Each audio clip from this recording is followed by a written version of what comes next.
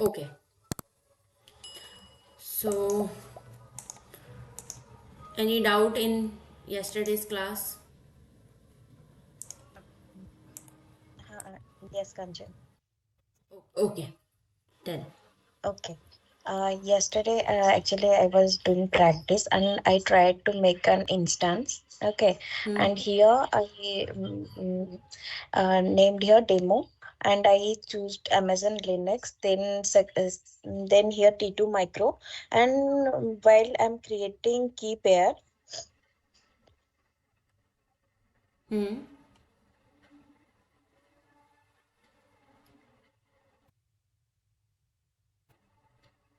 okay. Um, okay. While I'm trying to open this, it's not opening for me.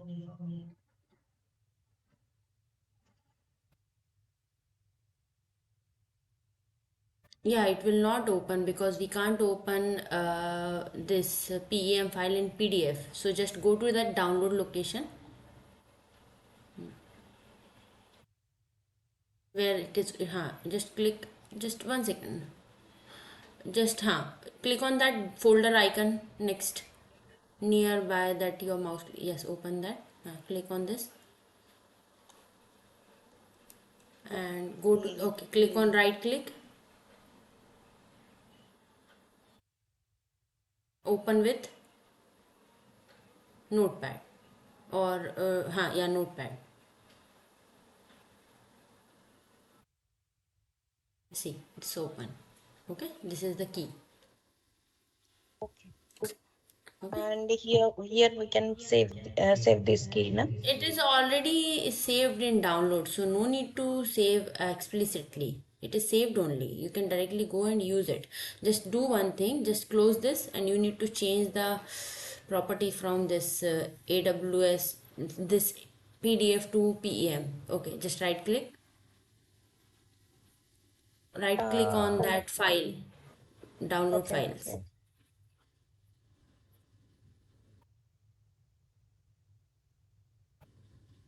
Right click, properties, go to properties, change, change to notepad, second one, set default and apply. Okay, click on OK. That's it. See, mm, now the file type is changed to PEM. So every time whenever you will change download that file format will be PEM only. Okay, so okay, just okay, close got this it. window. Yeah, close this window. And now, okay, you have selected, right? Yes, now you can use it. Okay, okay. Actually, I was facing this issue yesterday. That's why. Okay, any other doubt? No. Okay, just meet. No, I don't have any doubt. Okay, so yeah, okay, let me share my screen. Okay, so till yesterday we have covered EBS volume. The only thing is left is the instance store volumes, that is ephemeral storage, or I would say the temporary storage. So today we will see the practical of that storage and we will see the little bit theory also. Okay, six. Okay, see. Now what this blog say? This is from AWS documentation only. What is Amazon EC2 instance store? Under instance store, they provide a temporary block level storage. Okay.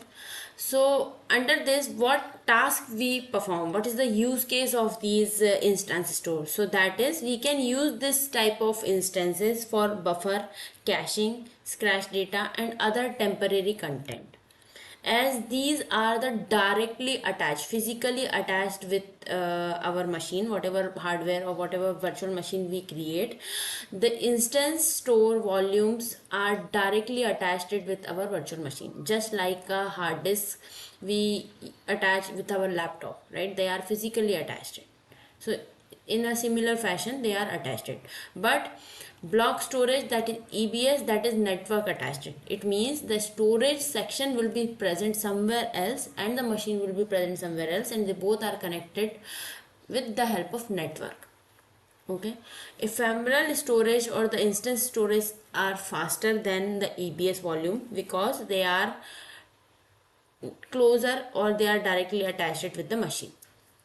Okay, but there are, though we know the use case clearly, but what all are the disadvantage or the circumstances which in which that instance store will not work or it will be destroy the data. See, there is one part that if we are having one instance and that instance is having a EVS volume, so we can stop, start, hibernate, reboot, terminate, any type of state we can perform. Okay, but in instance store we can only terminate. We cannot stop and start the instance stored volumes machine because they are the temporary volumes, they will be gone, right? So there are the chances, like for example underlying disk is failed, instance is stop, instance is hibernate, or instance is terminated, the data will not be persistent. So there are two terms, persistent and non-persistent. So persistent is something which is permanent or we can use it later, but the instance stores are not persistent, they are like a temporary thing. Okay, so let's just move the demo, and all of the instance are not supporting this instance store volume. There are very few instance type which is being designed by Amazon to use this instance store volume. So yeah, let's just go and quickly create a EC2 instance with instance store volume. So there will be a two demo, right? One, we will use instance store as a volume. Second, we will create instance store as a root volume. So that will be called as instance store backed instance, where C drive or the operating system drive will also be the instance store. Okay, so quickly launch. Let me launch Windows. Okay, Windows machine. Okay,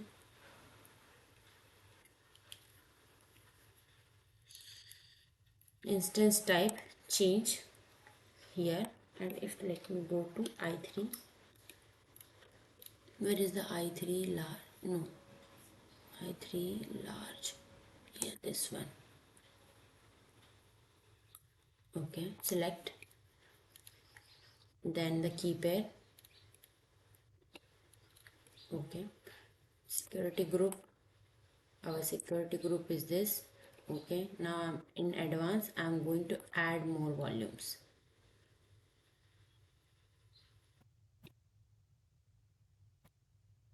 Still it is showing EBS only. Okay, no problem, let me change. Just go and change. 3.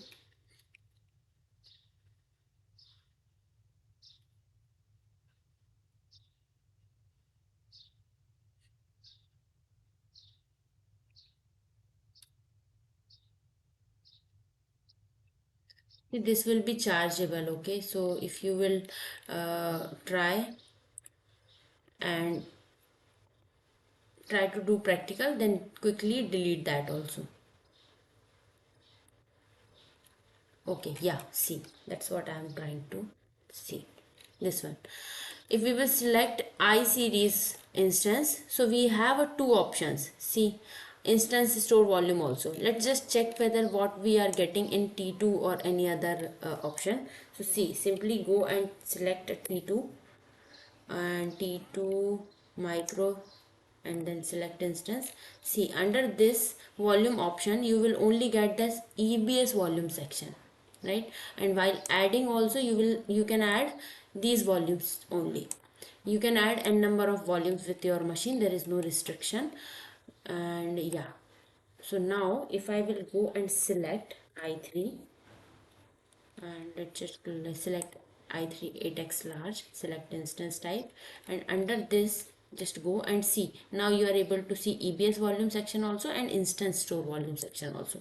So show in detail, so you can add to see. This is providing, this instant itself is providing 4 instance of ephemeral storage. See, this is one EBS and the 4 volume will be ephemeral storage or the temporary storage. So I'm just only selecting whatever default it is providing and launch instance. Okay, in the meantime it is launching. Let's just quickly create one more volume so that we can save the time. That one more instance, that is with the C drive, that has to be ephemeral storage, that should not be a EBS volume. So window root instance store. Okay, this is the machine. Again go to select Windows option.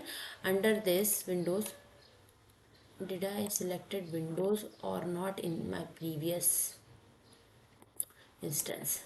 I want to show you.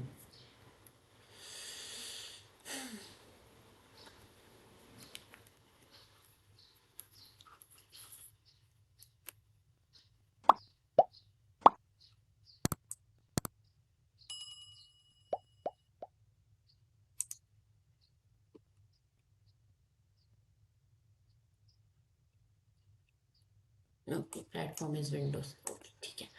So now again I'm selecting a second volume, Windows, this T2 micro, let it be. But now I want to show you here, and under this you will get instance store backed instance in community AMI only. Just go to this community AMI and go to the filter option, instance store, and then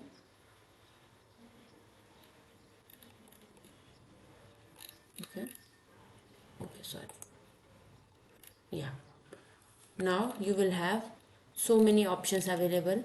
They are of Linux, I guess. Yeah, I want a Windows.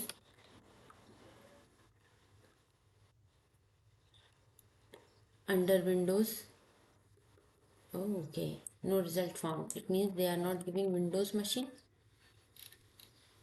instance, all Windows.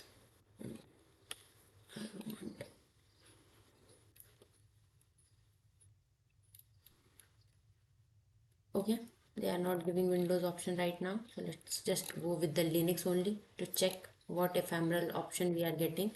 Select under that, and yeah, now we have selected this instance store root device. See, it is giving the root devices instance store. So if we will go and see, it will automatically select the instance type. If you will try to select a T2 micro, it will not allow you. See, they are in the gray section. You need to select this selected option only, then cancel. And under this section, if you will go, see here, under this you will get two ephemeral storage as a volume, right? You are not getting any volume, is that is EBS volume. So just go and launch. Okay, prepare. So it will be not working because there might be an issue with some AMI issue. So that's not the problem. Edit instance configuration. Let's just quickly browse and select different. Okay, now launch.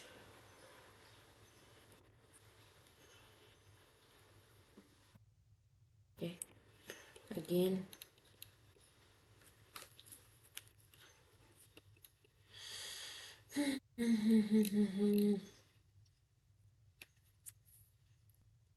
Because these community AMI are not always work properly, they have so many issues.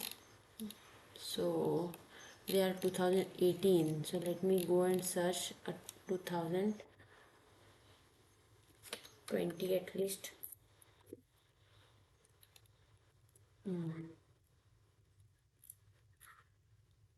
only Debian supported.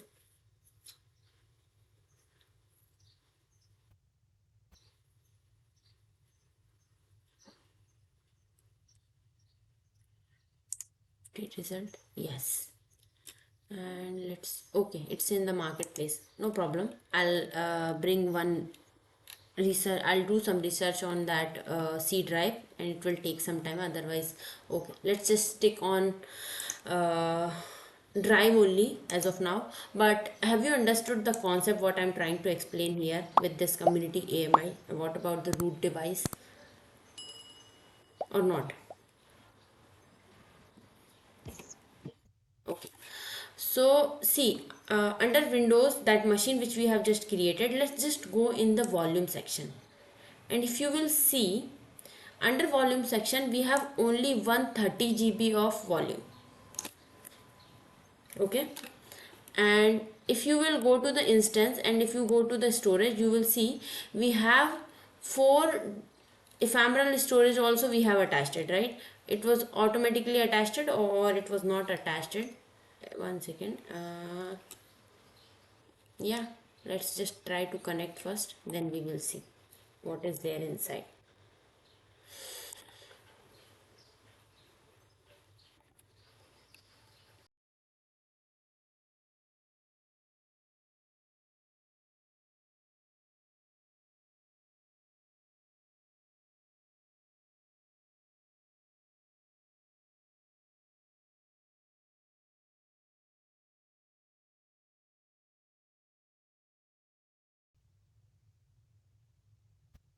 Okay, it means they are not attached it, maybe. Let's just say the disk.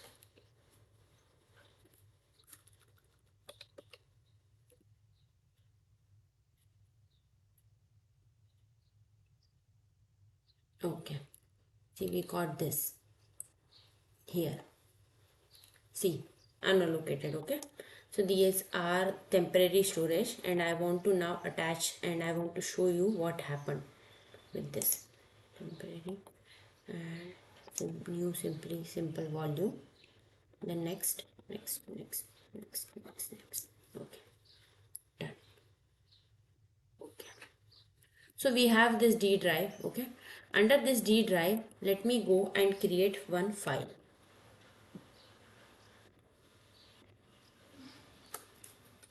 Test or folder and file also. Okay, now if you will go and see there, one second, what is this here? Under this option, let's just stop the instance and again start it,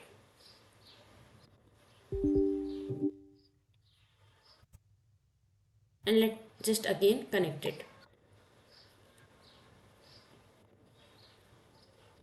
But let it start once again. Okay, I'll be back in 1 minute, and that machine will start. Okay.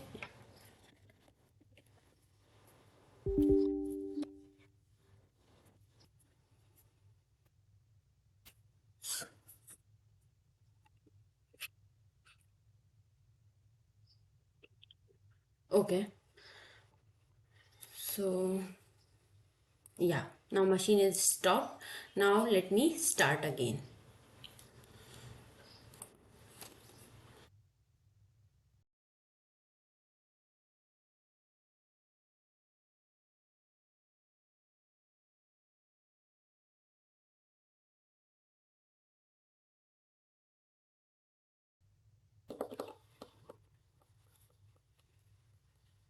It will take 1 minute time.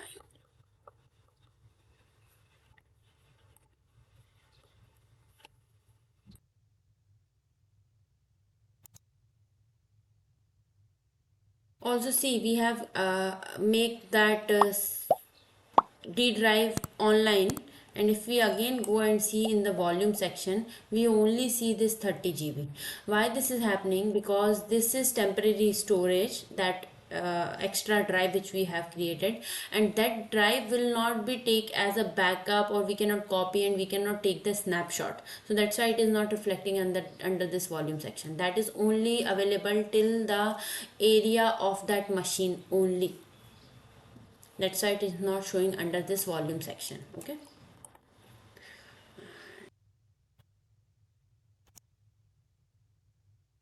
Okay, done. Now let's just connect. Go to this.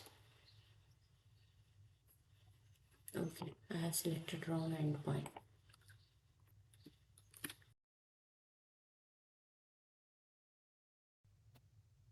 Okay, so let's just quickly go to the drives. This, I see the drive is also gone. The drive itself is gone. Now if I will again make it online,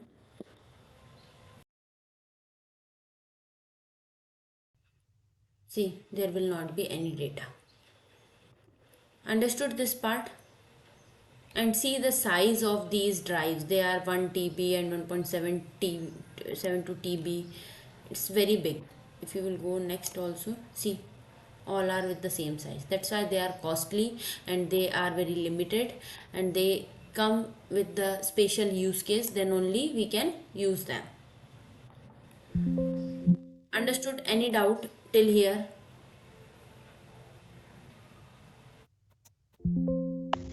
No. So, but data will not be deleted. It's only deleted when we stop or terminate the window, but not when we reboot it. Reboot, in the case of reboot also it will be deleted. Okay. There the data is completely temporary. Anything happen with, see, when we read that article also, here also if you will see, underlying disk fail, anything happen with the machine, in that case also it will fail. It will fail in it will not be persistent in the stop state, hibernate, terminate, anything. Any of them condition will happen, we will lose our data. See, the data in the instance store is lost under any of the following circumstances. So, we have only very special use case, that is buffer caching or these things. And if you are looking for any permanent data solution, then you have to move towards the EBS only. Okay. So, Ashwati, any doubt? No. Okay.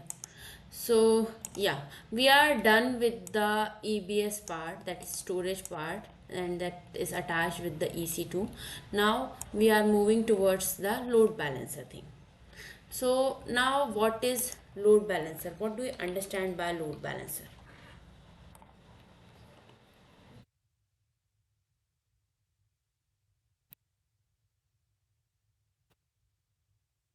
Any idea? I don't have. Okay, just me. I don't have the correct idea about that. Okay. So, as the name itself is suggesting that what is load balancer, so load balancer is nothing but the load balancer. It helps us to balance the load or the traffic. Okay. So how it works, what is the workflow? Let's just see that. Just understand one liner definition. Elastic load balancer automatically distribute your incoming traffic across multiple targets such as EC2 instance, containers or IP address in one or many availability zone. It monitors the health of its registered target and routes the traffic only to the healthy targets. Elastic load balancer scales your load balancer capacity automatically in response to change in incoming traffic. Now, what is the meaning of this paragraph? See, I have two machines with me, okay, and I have my website running on these two machines, that is www.xyz.com. Okay, people from outside are accessing my website from the browser, and they are going to serve by any of the machine, anyone. So there are two terms. One is HA and second one is FT. Now HA means high availability, okay, and FT is fault tolerance, okay. So HA and FT is the main key area of AWS. They are fully responsible for your instance, for your data. So they try to make your website, or they try to give a service which should be highly available. It's like anytime you click and you want to access your resources, you can access. And the fault tolerant uh, resources means, or the fault tolerance means, is if something goes wrong at the end of AWS, they are responsible. If something goes wrong with their infrastructure, they will fully try to secure your data first, so that the service which they are providing you should be in the continuous manner. It should not be stopped. Okay, if something goes wrong with their end, they will pay you the fine, or they will be taking the whole and sole responsibility. Okay, this is our mistake, because of our infrastructure fail, you have faced this issue, and they will not charge you. In the return, they will pay you for that. Okay, so we have one website. In general scenario I'm talking about, and that website is running on two machines. So people from outside will access this machine using browser, and they will get the response from one of these machines. But the problem is, every time when user is hitting on this website, they are getting response from this machine only. They are not getting any response from this machine. This machine is ideal. After some time, initially only 10 people were hitting this website, okay. But after some time, the 10 is changed to 100. Till the time also that everything was goes wrong, because everything was going right, because the machine is having a capacity of to handle 200 response, 200 people's traffic, and the same other machine is also having the capacity of 200 traffics. Now till 100 it was okay, but till 200 also it was okay. But as soon as this number will become 250, there will be a problem, because this machine will not be able to perform the way it has to. The CPU and the resources will start draining. The machine will be not in the working condition properly. So there might be a chances of 50 users will not get the proper response from this website, or they will get a timeout error, or they will face some latency to access your website. So in that scenario, there might be a chance that out of these 50 users, there might be a chance 40 will automatically move and get the response from here. But till the time the machine is still getting 210 response, and the remaining 40 are getting here. So there might be a chances all the 210 people will face the challenges, but only 40 will get the proper response. One point, it's like you have two servers, but the two servers are not identical. They are not working in a way, and you are not utilizing fully of these two machines resources. So there is one term or one extra thing which we attach over and above these two machines, so that someone should balance the load, someone should guide, or someone has to manage the traffic, that it has to be equally distributed among the servers. So in load balancer scenario, if I will apply one load balancer over and above my machines where my website is running, so what happened, instead of automatically routing the traffic on the first machine, load balancer, what it will do, it will take the traffic from the front end or from the user, and it start distributing. First response will go to first machine, second will go to the second machine, third will go to this machine, fourth will go to this machine, one by one, 1 3 2 4, like that, and so on. So it is managing this part, it is distributing equally. And this fashion which load balancer is performing, like equally distributing a traffic 1 2 3 4, like that. So this fashion is known as round robin fashion, right? Which means equally distributing the traffic among the network. So in that case, if the traffic is 250, still it will be distributed like 125 here and 125 here. So we have a capacity of 200 each machine, so it will help us to control, and the resources will be properly utilized. And the fault tolerance part, see, this is what I have told you is the high availability section. Okay, load balancer mainly focus on high availability part. Now what is the meaning of fault tolerance, what is the purpose of fault tolerance, and what happen in the case of fault tolerance? See, if the whole traffic will go only on one machine, that first machine, in that case, when there will be a more the traffic as compared to the limit, like the limit of this machine is 200 and the traffic is 210 or 250, so this machine, this might be the chance this machine will stop working completely. So in that case there will be a fault in your system.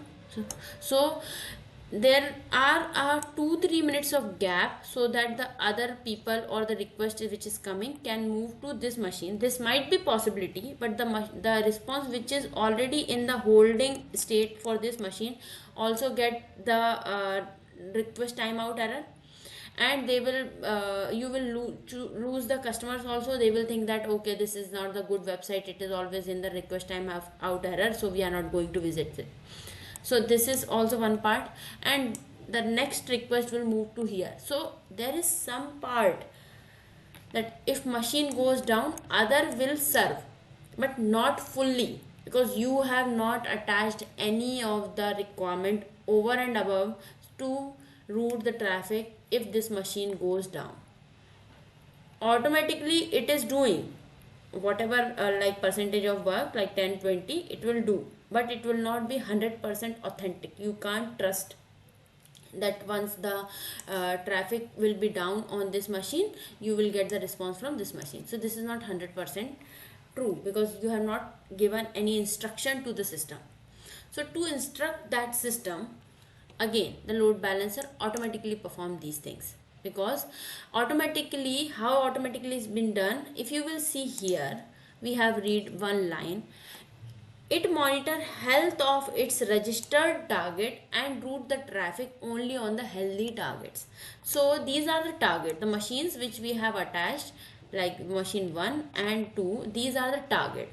So automatically load balancer in the backend, they that do the checks, okay, this machine is working fine or not, in every 5 minutes or every 2 minutes, every 1 minute, the whatever time you set, load balancer go and check perform some checks on the machine, that whether it is working fine or not. So as soon as the machine, one machine goes down, see, this one machine goes down, automatically load balancer will come to know, okay, this is the unhealthy target, so I should not distribute any traffic. So if fifth request is coming and that fifth request is not, it has to go on the first machine, right? But the first machine is not working properly, so automatically load balancer move that fifth request to machine number 2.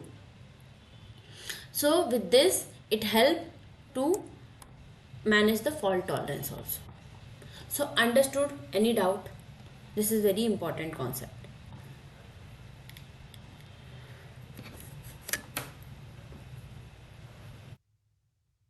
No. Great. Okay. So let's just perform. Okay, let me first delete this machine, because this is chargeable machine, otherwise it will charge me. Okay. So yeah, we have a load balancer, right? And let's just quickly create two machines. Launch instance. Let me create.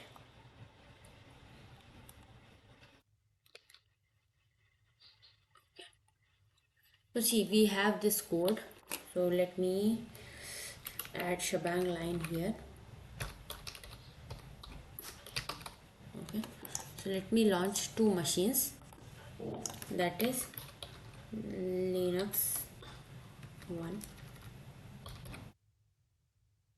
and see the Amazon Linux 2 only I'm selecting. Okay, okay. And now next is key pair this, this and this. Okay. Now I'm selecting this as a patch. Okay. And I'm passing user data so that the web page will be available. So Linux web 1.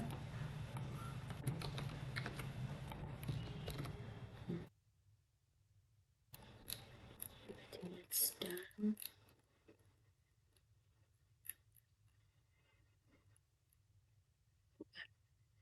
Launch instance.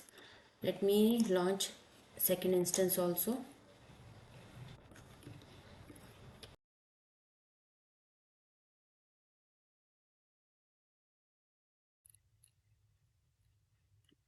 Okay, now Linux web 2. So I'm creating two website.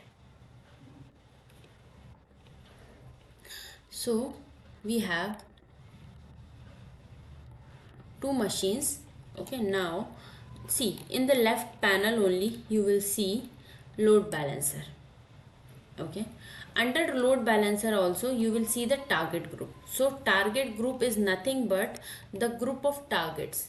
Simple, right? There could be a 3 machine, 4 machine and 5 machines also, but if you will combine these and if you will make a group of these machines, so this will known as a target group, and you attach target group with the load balancer. So it's very simple. You can directly go and create the target group, or while creating a load balancer also it will ask you to create a target group. So let's just simply go and directly create a load balancer. There are different types of load balancers are available. So again the theory part is this. See, we have three types of load balancer. One is application load balancer, other one is network load balancer, third one is the gateway load balancer. Okay, we also have one load balancer, that is a classic load balancer. This is the previous generation load balancer which is now discontinued to create, but still it is available in the console because there are the companies or there are the user, they are using classic load balancer in their project.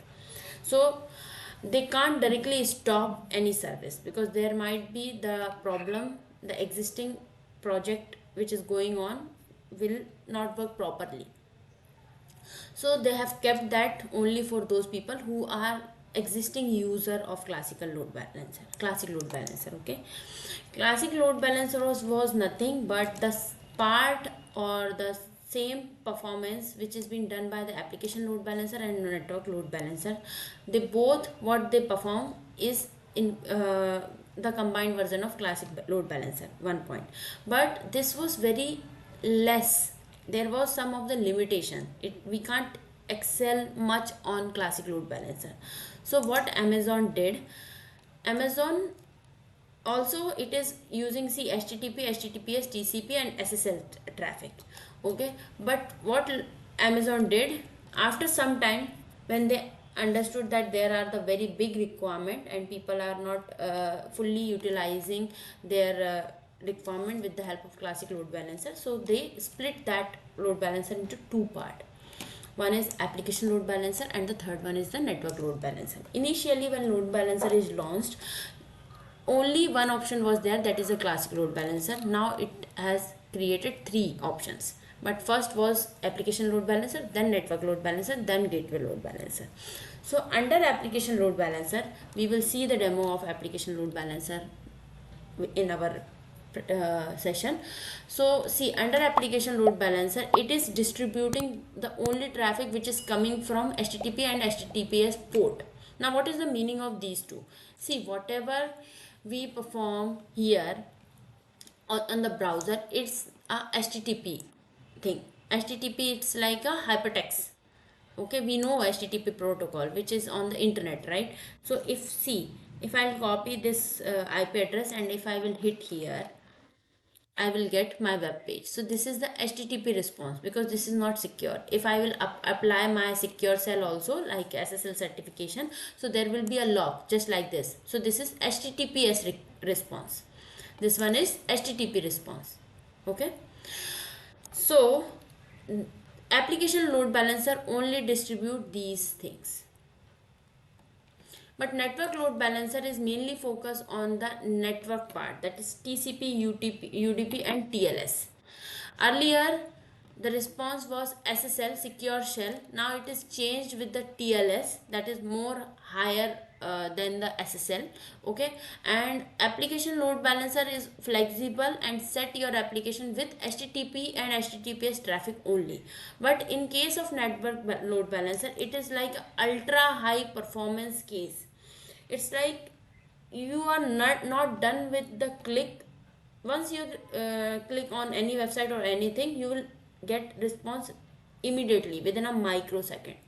In that scenario, you will get a ultra high performance from network load balancer. Okay, so these two are one option. The third one is like a gateway load balancer. Gateway load balancer is something like I don't want my application to get direct response from the user. So in that case, instead of direct response from the user, we apply one of the third party filtration in between. Third party filtration is like directly coming from the traffic from the user, it has to be filtered out in between. Only authorized people can get inside this load balancers. So we apply gateway load balancer appliances here, and what it will do, for example, I am working in any research or some government project, so no one can directly allow to get inside that traffic. There has to be some security. To maintain that security, we have a gateway load balancer which will help us to filter out that security. Okay, for example, I am requesting, I am not authorized, so if I will try to hit that URL, I will not get the response. But if you are authorized person, so it will automatically check that no, you are authorized, so you will get inside this system. So this will help us in these scenarios. Okay, gateway load balancer, when you need to deploy and manage a fleet of third party virtual appliances that support Genevieve. These applications enable you to improve security, compliance and policies. High security compliance things, see the logs here, firewall management, everything has been done by gateway load balancer. Okay, so let's just quickly go and create an application load balance. But any doubt till now? No. Ashwati? No. Okay, thanks. uh, Create. Under this, let's just explore. Okay, it is just giving a theory how it works. No, basic configuration we need to give. We need to type the name, so demo lb. Okay, there are two types of load balancer. One is internet facing and other one is the internal. Now again, what is the meaning of these two? See, it's very simple.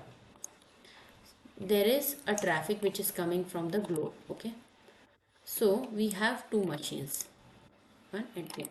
We have our load balancer above that, and what we are doing, we are distributing traffic among these two, whatever traffic is coming. See, so now this is my, these are my web servers. Okay, web servers. We do have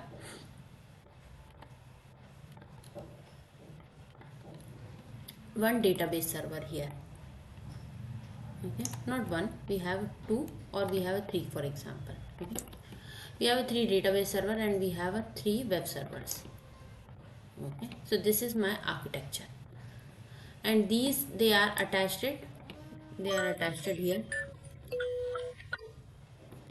Okay, now someone has requested from outside and they want to enter data or something in our website. Okay, so they have requested. So what happened, with the help of load balancer, obviously it will distribute the traffic among these web servers. So person who is sitting here will get the response from here.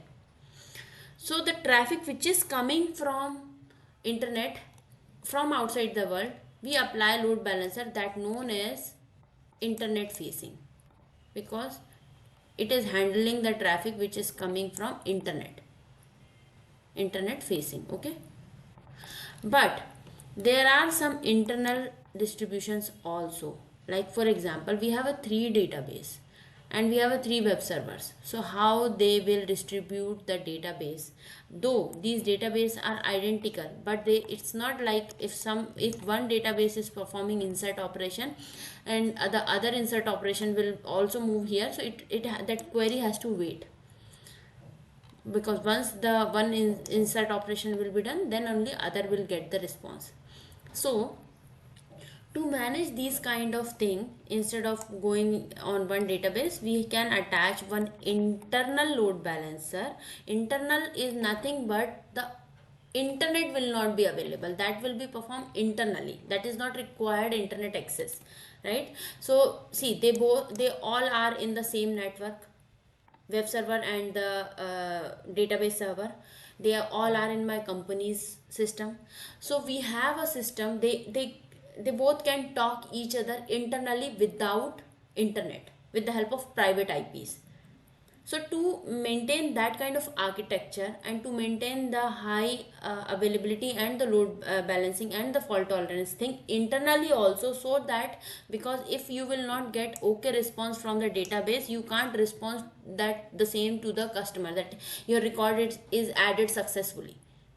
Okay, you can't give the response directly without adding. So the time which will take to insert that query inside the database, in that the same time the customer has to wait. So that also has to be having a high performance, it should not be have any latency. So to maintain these things, we apply one load balancer here, somewhere here, that is known as internal load balancer. Okay, that is internally distributing traffic. So right now we are getting response from internet only. We are having two websites with us. Load balancer, see this one, and the other one is this. These two, I want my traffic to be distributed between them. Okay, so how it will be done? So we have selected internet facing, and okay, we are selecting IPv4. Dual stack is like with IPv4 and IPv6, so we are not going there. See here, one more point. Under virtual machine, see, we are having a network and we are having a subnet. So once we will cover that network part, you will understand these things very clearly. But right now, if you will see, we have a machines in two regions. One is in E and other one is 1C. And it is always a best practice to create all these machines in a different availability zone to maintain a good high availability. See, if I will create all my machine in 1A availability zone, so in that case, if that 1A availability zone crashed, so there might be a chances my all 5 machines will be stopped. So it's always good to create in a different availability zone, 1A, 1B, 1C, like that. So we have a 2 machine that is in a 1E and 1C. Okay, so these two are availability zone, and if I will not go and select these two availability zone, 1A and 1C here, 1A, yeah,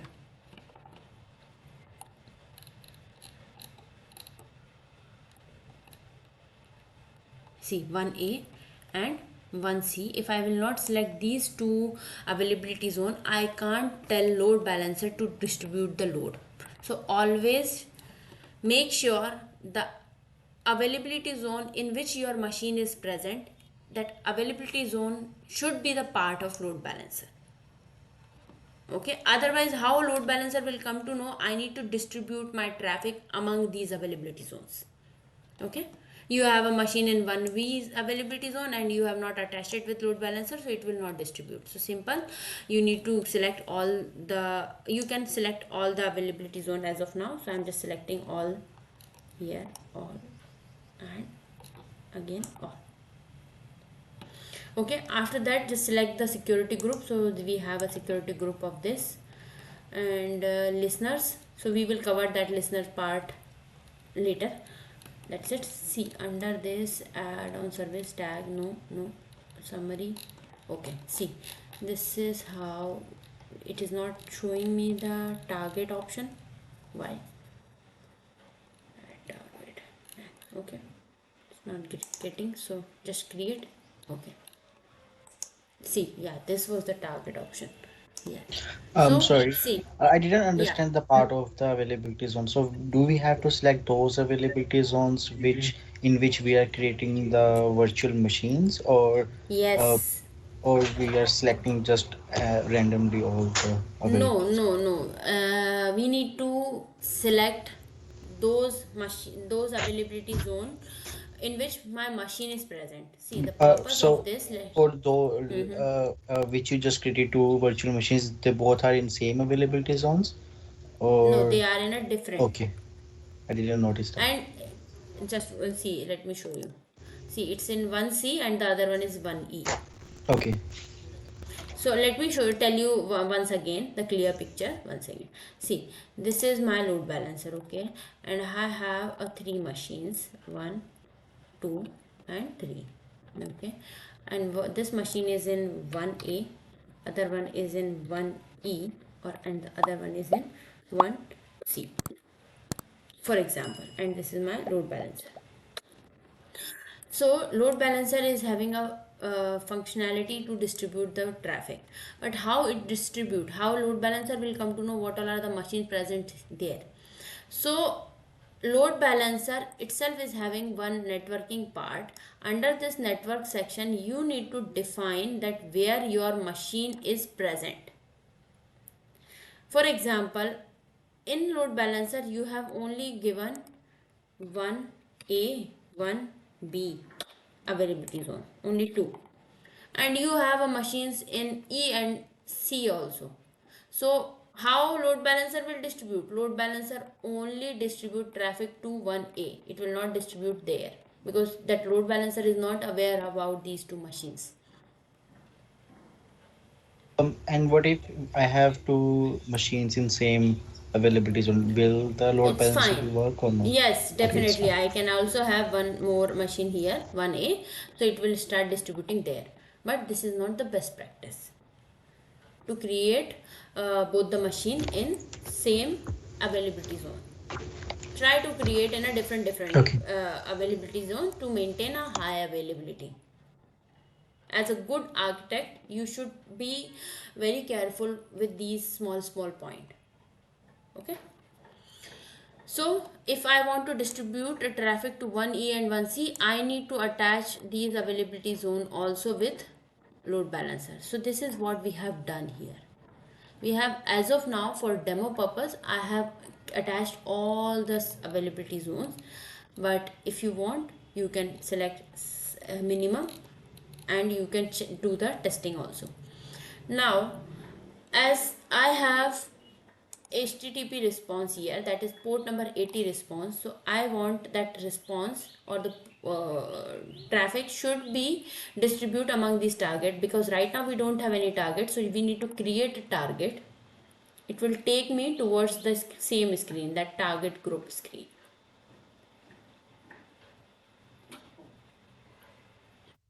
See, now under target group, we can create a target with these four types. Now, what is the meaning of this target? This target is could be the instances. This could be the instances, right? This could be the IP addresses. Instead of the directly selecting an instance, we can select the IP address of these machines also. We can select a lambda function, that's again the next level topic. So it's like we can, with the help of load balancer, we can call the load balancer function and we can perform the task also. And application load balancer, it's like one load balancer can call another load balancer also. It is not mandatory to have a single load balancer. Okay, one network load balancer can call application load balancer. After that it can call the targets. So this could also be possible. Okay, in the big architecture this scenario is happen. These are the layering. So we are only selecting instance right now because we have created a EC2 instance. So yeah, under this, this is the health check I want to show you. Yes, this one. And I want to select my target group name is demo TG. And yes,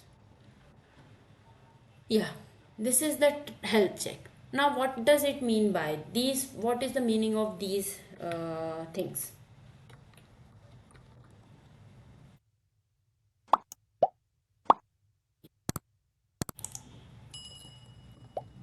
See, healthy threshold, unhealthy threshold, timeout, interval. What is the meaning of that? Every time your load balancer will go to the machines and perform these tasks. Okay, and when they perform, every 30 seconds of interval, as we have given 30 second as an interval, you can give 30 second, 5 second to 300-second interval. So in every 30 second, load balancer will go to these machines and check whether then it will check, are you okay? So if they will get the response that yes, I am okay, so again it will come back after again after 30 second it will go and check that are you okay, and that response of the load balancer will wait for 5 seconds there to here. It will wait, it will go in every 30 second, it will wait for 5 seconds to get the response. If in 5 seconds if you will not get okay response, load balancer will consider it as an unhealthy response. Okay, so two consecutive unhealthy response means that machine is not working. For example, I got first okay response, second okay response, third not okay response, fourth again okay response, fifth not okay response, again okay, not okay. So it's not like that you have got two unhealthy response, the machine will be unhealthy. No, you have to get two consecutive unhealthy response to declare this machine as unhealthy. Okay, you can change unhealthy threshold to 2 to 5. You can check healthy threshold to 2 to 10. Any, this is the range you can define. So we have selected 5, here we have selected 2. Timeout is 5 second you and 30 second. So this is the health check all the time load balancer do with the targets which is assigned backside of the load balancer. Understood this part? Are you able to imagine? Any doubt?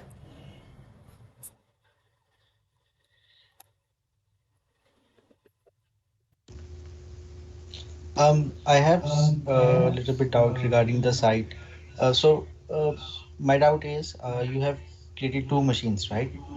And both the machine have different IP address. So if I am searching with the IP address, it will automatically goes to the particular machine and will bring me that particular web page. No, no, no, What no. You load will not balancer will search do? with the, yes, that's what. You will not going to search with IP address then. If you have attached machine behind the load balancer, so you will only have one option, that is the load balancer DNS that will come Okay. in. Okay, that DNS you will paste on the browser, and that DNS will automatically go to the load balancer and will check that I am getting this response, and then load balancer resolve that DNS into IP address. That load balancer is responsibility which IP address should be assigned to your response. So you are only attaching those target behind the load balancer, you are only Okay. worried about So load DNS. balancer also has his own IP Yes, address. yes, Okay, I yes. got that. Okay. Yeah, but that IP address is the backside, but we will get the DNS. I'll show you what type of DNS is that.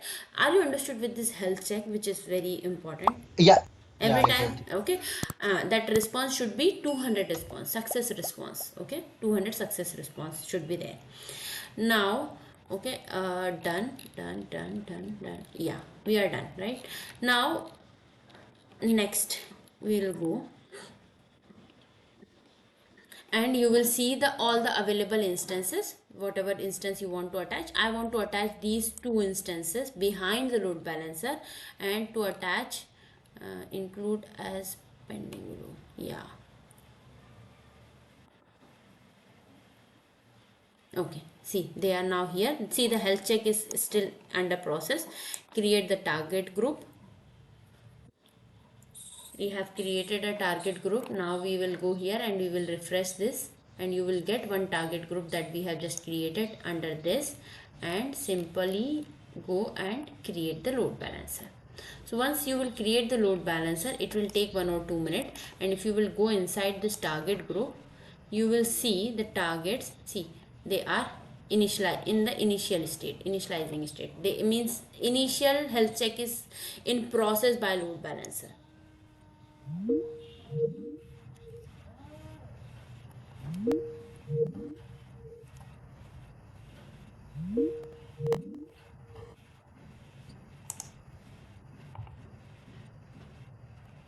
Okay, it will take 1 minute. Initializing state, it will take 30 seconds because we have given 30 seconds, okay, as a minimum threshold, this minimum interval. So it is provisioning load balancer. See, while load balancer provisioning, you will get this DNS. So this DNS will have all the records of your IP address, okay. So just give 1 minute time and refresh here.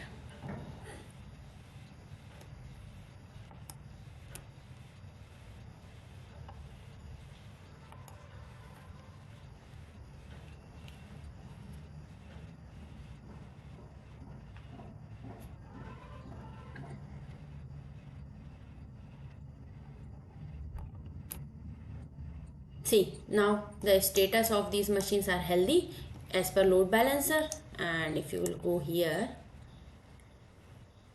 see it is active. So let's just copy this DNS. See, earlier we are using IP addresses to get the response. Now we will copy this DNS and enter. See, we are getting response from machine number 2. Let me refresh again. See, 1 2 1 2. See, are you able to see? This is Yeah. how the traffic is distributing Can we equally. change the DNS name? Yes, we can change. We can purchase our own domain name, and we can bind this DNS with our domains. We do have, and we will do that practical also. We have Route 53 service available in which we can use our custom domain. Okay. Okay? Yeah. Okay. So understood this part till here. Yeah. Great. Okay then. Any doubt? No. Okay. Thanks for watching. Please subscribe my channel.